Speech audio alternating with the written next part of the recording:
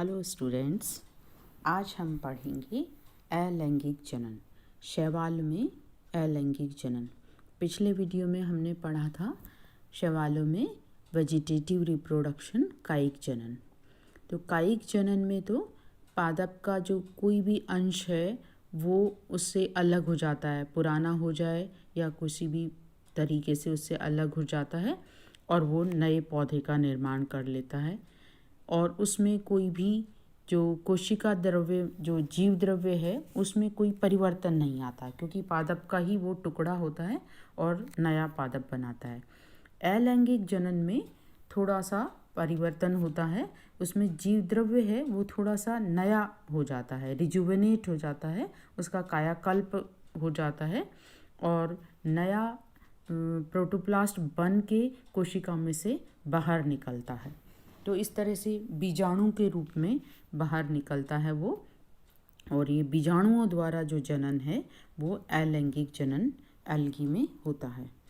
तो एल्गी में जो बीजाणु हैं वो फ्लैजेला वाले भी हो सकते हैं, चल बीजाणु भी हो सकते हैं या अचल बीजाणु भी हो सकते हैं, बिना फ्लैजेला वाले भी हो सकते हैं, और मोटी भित्ति वाले भी हो सकते हैं, पतली भित्ति वाले भी हो सकते हैं या नग्न भी हो सकते हैं। और एक कोशिका के अंदर एक बन सकता है या चार बन सकते हैं या बहुत सारे बन सकते हैं, या वो मल्टी न्यूक्लिएट हो सकते हैं या यूनी न्यूक्लिएट हो सकते हैं। इस तरह से बहुत तरीके के जो बीजाणु शैवालों में बनते हैं। तो एक एक करके हम चर्चा करेंगे अलैंगिक जनन में कैसे कैसे तरीके से शैवाल में अलैंगिक जनन होता है। तो कई जो वैज्ञानिक हैं, एल्गोलॉजिस्ट हैं, वो वेजिटेटिव रिप्रोडक्शन और एसेक्सुअल रिप्रोडक्शन को एक ही कैटेगरी में रखते हैं और लैंगिक जनन को एक कैटेगरी में, यानी दो ही प्रकार का वो जनन बताते हैं, अलैंगिक तथा लैंगिक। अलैंगिक में दो लिंग की ज़रूरत नहीं होती, कोई फ्यूज़न नहीं होता है गैमीट्स का, जबकि लैंगिक जनन में दो गैमीट्स का फ्यूज़न होता है, दो प्रोटोप्लास्ट का फ्यूज़न होता है।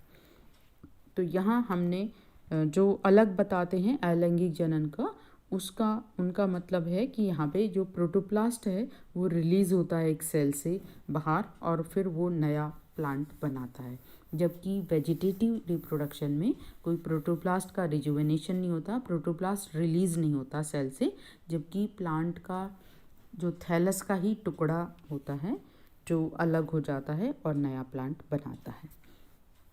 तो अलैंगिक जनन में विभिन्न प्रकार के हम जूस्पोर यानी चल बीजाणु, जू स्पोर, जू यानी एनिमल से है तो एनिमल की तरह से चलता है जो, तो फ्लैजेला के द्वारा गति करता है इसलिए वो चल बीजाणु है, जूस्पोर कहलाता है। और ए प्लेनोस्पोर, प्लेनो जूस्पोर को प्लेनोस्पोर भी कहते हैं, प्लेनो यानी गति करने वाला, और ए प्लेनो यानी नहीं गति करने वाला यानी अचल बीजाणु।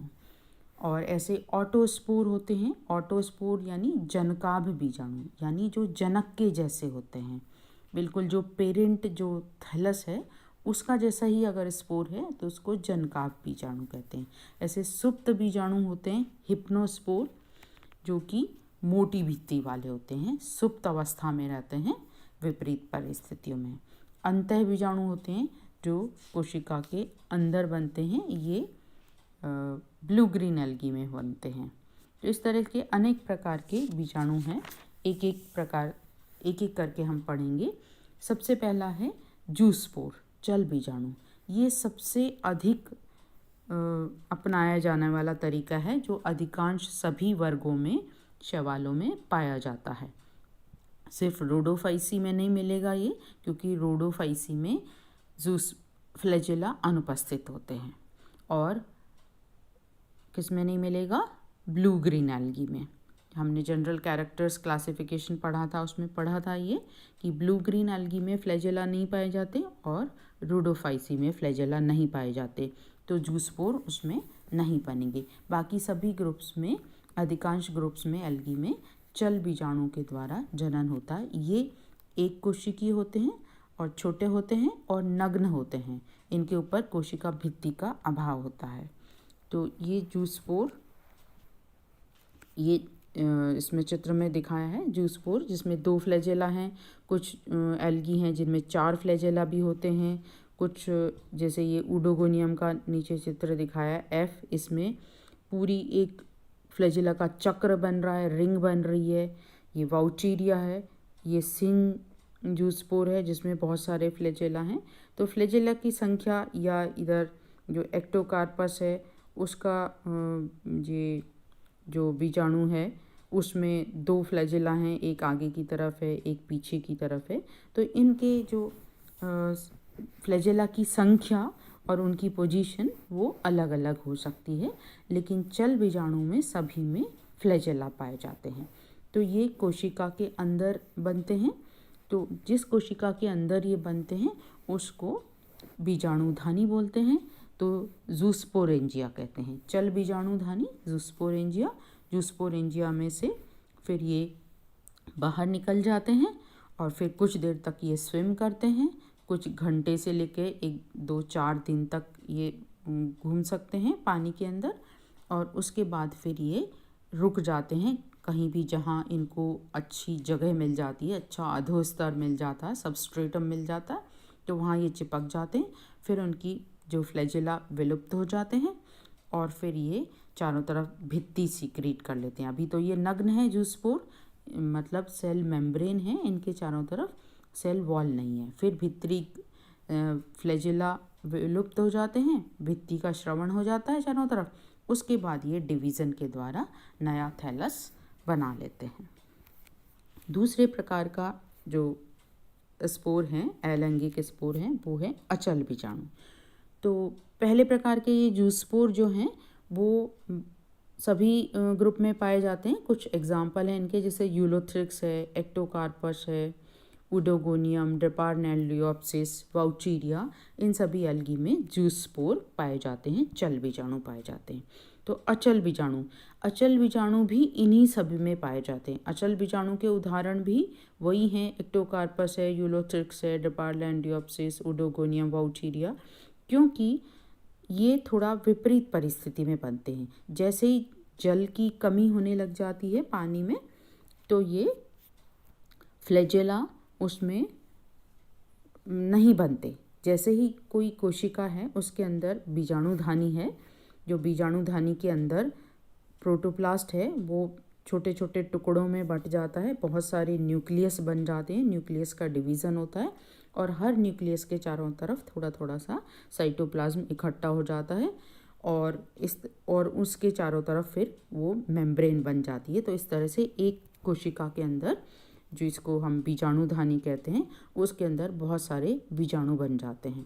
तो जब वो बीजाणु बन रहे होते हैं उसी समय अगर जल की कमी हो गई तो चल बीजाणु बनते बनते वो अचल बीजाणु बनने लग जाएंगे, यानी उसमें फ्लैजेला का निर्माण नहीं होगा और वो पतली भित्ति उनके चारों तरफ बन जाएगी। जैसे जूस्पोर में तो भित्ति नहीं होती है, नेकेड होते हैं ये, और अचल बीजाणु में पतली भित्ति बन जाती है और फिर ये बीजाणुधानी से विमुक्त हो जाते हैं और फिर इनका अंकुरण हो जाता है और नए पौधे बनाते हैं। इसके अलावा और बीजाणु हैं हिप्नोस्पोर। तो हिप्नोस्पोर भी इन्हीं सभी एल्गी में मिलते हैं, इनके उदाहरण भी वही हैं, जैसे एक्टोकार्पस, यूलोथ्रिक्स, वाउचीरिया में ये मिलते हैं। तो ये थोड़ी और अधिक विपरीत परिस्थितियाँ जब होती हैं तब बनते हैं और इनके चारों तरफ मोटी भित्ति होती है। अचल बीजाणु में पतली भित्ति होती है, चल बीजाणु में भित्ति होती ही नहीं है, नग्न होते हैं, सिर्फ सेल मेम्ब्रेन होती है। और सुप्त बीजाणु हिप्नोस्पोर में अधिक मोटी भित्ति होती है, इसलिए ये सोए रहते हैं, मतलब अनुकूल जो परिस्थितियाँ आती हैं तब तक ये सोए रहते हैं और प्रतिकूल परिस्थिति में बनते हैं और अनुकूल परिस्थिति आने पर फिर ये नया थैलस बना देते हैं। इसके अलावा पामेला स्टेज है। पामेला स्टेज भी विपरीत परिस्थितियों में पाई जाती है। जब तालाब का पानी सूखने लगता है तब पामेला स्टेज मिलती है। जैसे ये सी जो चित्र बना रखा है, इसमें ये पामेला स्टेज दिखाई है यूलोथ्रिक्स में। क्लमाइडोमोनास में भी पामेला स्टेज होती है। तो इसमें बहुत सारी ये कोशिकाओं का विभाजन होता है और ये अपनी कोशिका मात्र कोशिका में से बाहर नहीं निकलते और उसकी म्यूसिलेज है उसमें घिरे रहते हैं। उसकी जो दीवार है वो श्लेष्मा बना देती है और उसमें फिर विभाजन होते रहते हैं और इस तरह से पूरे एक श्लेष्मा के अंदर ये कैद हो जाती है कॉलोनी। विपरीत परिस्थितियों में उसको बचाए रखती हैं कोशिकाओं को। और ये एक पामेला नाम का एक शैवाल है, उससे मिलता जुलता है। ये दिखने में ऐसा लगता है जैसे पामेला हो, जो कि एक दूसरी एल्गी, इसलिए इसको पामेला स्टेज कहते हैं, जो कि श्लेष्मा के अंदर चारों तरफ अपनी कोशिकाओं को बचा के रखता है। इसके अलावा एक्सोस्पोर बनते हैं। एक्सोस्पोर बनते हैं ब्लू ग्रीन एल्गी में, साइनोफाइसी के मेंबर में। उसमें जैसे कोशिका भित्ति है वो टूट जाती है ऊपर से। ये जो डी चित्र दिखा रखा है केमीसाइफन में इस तरह से एक्सोस्पोर बनते हैं। तो नग्न जो प्रोटोप्लास्ट है वो गोल गोल हो जाता है, चारों तरफ मेम्ब्रेन आ जाती है इसके और वो बाहर निकल जाता है और नया प्लांट बना देता है, नया तंतु बनाता है, अंकुरित हो जाता है इस तरह से।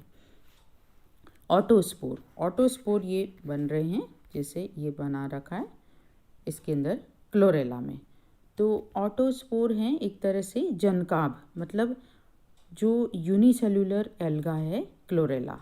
तो क्लोरेला का जो पेरेंट थैलस है वो भी ऐसा ही होता है जैसा कि ये स्पोर हैं। तो स्पोर में और पेरेंट थैलस में बस साइज़ का फ़र्क है, ये छोटे छोटे होते हैं, बाकी एक जैसे ही, इसलिए इनको जनकाभ बीजाणु कहते हैं, ऑटोस्पोर कहते हैं।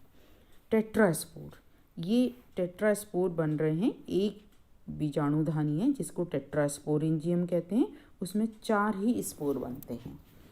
तो ये मियोसिस से बनते हैं और 4 स्पोर बने हैं टेट्रास्पोरोफाइट के अंदर, पॉलीसाइफोनिया के अंदर। तो पॉलीसाइफोनिया में टेट्रास्पोर के द्वारा जनन होता है, लैंगिक जनन के द्वारा। जो स्पोरोफाइट है टेट्रास्पोरोफाइट, वो हैप्लॉइड स्पोर बनाता है मियोसिस के द्वारा, अगुणित बीजाणु, और इससे फिर युग्मकोद्भिद का जन्म होता है। इसके अलावा कार्पोस्पोर्स भी बनते हैं, ये भी पॉलीसाइफोनिया में बनते हैं।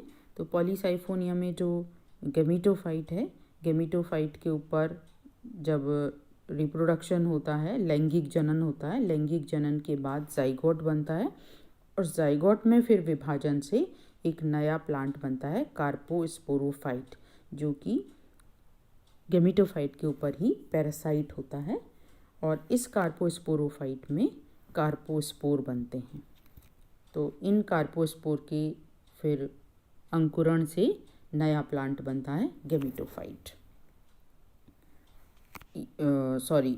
इनका कार्पोस्पोर के जर्मिनेशन से टेट्रास्पोरोफाइट बनता है। ये कार्पोस्पोर जो हैं, जो क्योंकि गेमिटोफाइट के ऊपर बने हैं लेकिन युग्मनज से बने हैं, जाइगोट से बने हैं, और ये डिप्लॉइड होते हैं। और तो ये डिप्लॉइड कार्पोस्पोर इसमें बनते हैं पॉलीसाइफोनिया में, जिससे टेट्रास्पोरोफाइट का निर्माण होता है। इसके अलावा मोनोस्पोर्स बनते हैं। मोनोस्पोर्स पट्रैकोस्पर्म में बनते हैं, उसमें ये मोनोस्पोर एक स्पोरेंजियम के अंदर एक ही स्पोर बनता है। तो ये अचल बीजाणु होते हैं क्योंकि रोडोफाइसी में फ्लैजेला नहीं पाए जाते। तो मोनोस्पोरेंजिया के अंदर एक स्पोर बनता है और उससे फिर नया प्लांट बन जाता है, उदाहरण बट्रैकोस्पर्मम पोरफायरा। इसके अलावा एक और तरीका होता है वॉल्वॉक्स में डॉटर कॉलोनी के द्वारा, पुत्री निवय के द्वारा जनन। पुत्री निवय डॉटर कॉलोनी ये इस तरह से ये दिख रही है। वॉल्वॉक्स का जो थैलस होता है एक गोले के आकार का होता है, बॉल के आकार का होता है। तो इसके अंदर छोटी छोटी बहुत सारी कोशिकाएं होती हैं, हज़ारों कोशिकाएं होती हैं वॉल्वॉक्स की कॉलोनी के अंदर। तो उसमें जो गोनिडिया होती हैं, जो रिप्रोडक्टिव सेल्स होती हैं, वो पीछे के भाग में होती हैं, और वो अंदर धंस जाती हैं इस बॉल में और 3 से 5 घंटे के अंदर ही अंदर धंस के एक पुत्री कॉलोनी को बना देती हैं। तो आप ये देख रहे हैं गोले के अंदर कई गोले हैं, तो ये पुत्री कॉलोनी है, डॉटर कॉलोनी है। तो इस तरह से डॉटर कॉलोनी बन जाती हैं और बाद में ये जो पेरेंट जो थैलस है वॉल्वॉक्स का जो कॉलोनी है, पेरेंट कॉलोनी, इसके टूटने से ये बाहर निकल जाती हैं और नया प्लांट बनाती हैं, नया थैलस बनाती हैं। तो इस प्रकार से विभिन्न तरीके हैं विभिन्न प्रकार की एल्गी में अलैंगिक जनन के। तो सबसे जो अधिक जो तरीका है ज़्यादातर एल्गी में पाया जाता है वो जूस्पोर है। इसके अलावा एप्लेनोस्पोर भी बनते हैं विपरीत परिस्थितियों में, और अधिक विपरीत परिस्थितियों में हिप्नोस्पोर बनते हैं, और पामेला अवस्था भी पाई जाती है जिसमें स्पोर्स एक साथ इकट्ठे रहते हैं म्यूसिलेज के अंदर। इसके अलावा एंडोस्पोर बनते हैं, एक्सोस्पोर बनते हैं और ऑटोस्पोर भी बनते हैं, कुछ में टेट्रास्पोर बनते हैं, कुछ फंजाई में एल्गी में कार्पोस्पोर बनते हैं, मोनोस्पोर बनते हैं, कुछ रेड एल्गी में। ये जो रेड एल्गी में बनते हैं टेट्रास्पोर, कार्पोस्पोर और मोनोस्पोर, ये तीनों प्रकार के जो बीजाणु हैं वो लाल जो शैवाल हैं उसमें पाए जाते हैं, टेट्रास्पोर, कार्पोस्पोर एंड मोनोस्पोर। इसके अलावा डॉटर कॉलोनी वॉल्वॉक्स के अंदर पाई जाती हैं। Thank you. अगले वीडियो में हम पढ़ेंगे लैंगिक जनन के बारे में। Thank you.